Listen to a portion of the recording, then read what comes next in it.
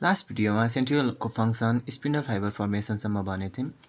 अब sale cycle interphase र am फेजमा divided हुन्छ।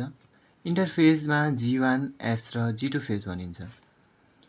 G1 फेजमा हाम्रो सेन्ट्रियोल नर्मल हुन्छ, डिप्लोसोमको रूपमा बसेको हुन्छ र S फेजमा आएर सेन्ट्रियोलको डिभिजन स्टार्ट हुन्छ। मैले फिगर बनाएको छु। G1 फेजमा सेन्ट्रियोल नर्मली बसेको हुन्छ। S फेजमा आएर डिप्लोसोमको दुईटा सेन्ट्रियोलहरू छुट्टा छुट्टै हुन्छ। G2 फेजमा पुग्ने बेलासम्म जुन दुईटा सेन्ट्रियोलहरू छुट्टा छुट्टै थियो त्यो अब डिभाइड गरेर छुट्टा छुट्टै पुरै डिप्लोसोम बन्छ। अनि अर्ली प्रोफेजमा आउने बेलासम्म जुन MCOTहरू थियो त्योबाट माइक्रोट्युब्युलहरू निस्किन्छ बाहिर र त्यो कम्बाइन भएर एस्टरेज भन्ने एउटा स्ट्रक्चर बन्छ। एस्टरेज भनेको 4 देखि 8 वटा माइक्रोट्युब्युलको अरेन्जमेन्टलाई नै एस्टरेज भनिन्छ। एस्टरेजहरू आफैमा एउटा इम्पोर्टेन्ट टपिक हो।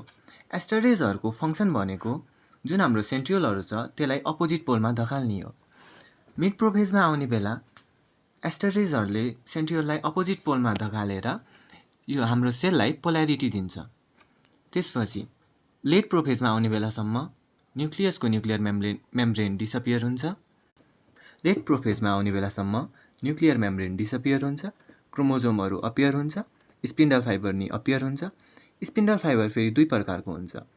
जुन स्पिन्डल फाइबरहरू क्रोमोजोमको सेन्ट्रोमियरमा जोडिन्छ त्यसलाई डिस्कन्टिन्युअस भनिन्छ भने एउटा सेन्ट्रियोलबाट अर्को सेन्ट्रियोलमा पुग्ने स्पिन्डल फाइबरहरूलाई कन्टिन्युअस स्पिन्डल फाइबर भनिन्छ।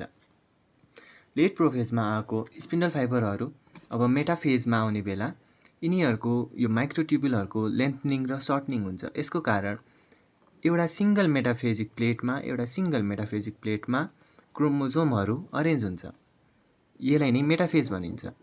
अनि त्यो माइक्रोट्युब्युलहरूको मुभमेन्टको कारण यो जुन क्रोमोजोम थियो त्यसको सेन्ट्रोमियर डिभाइड हुन्छ अनि छुट्टिन्छ। एनाफेजमा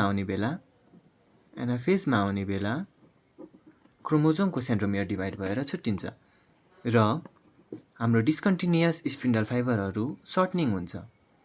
अनि त्यही बेला बिचमा इन्टरजोनल फाइबरहरू डेभलप हुन्छ। यो पनि माइक्रोट्युब्युलले नै बनेको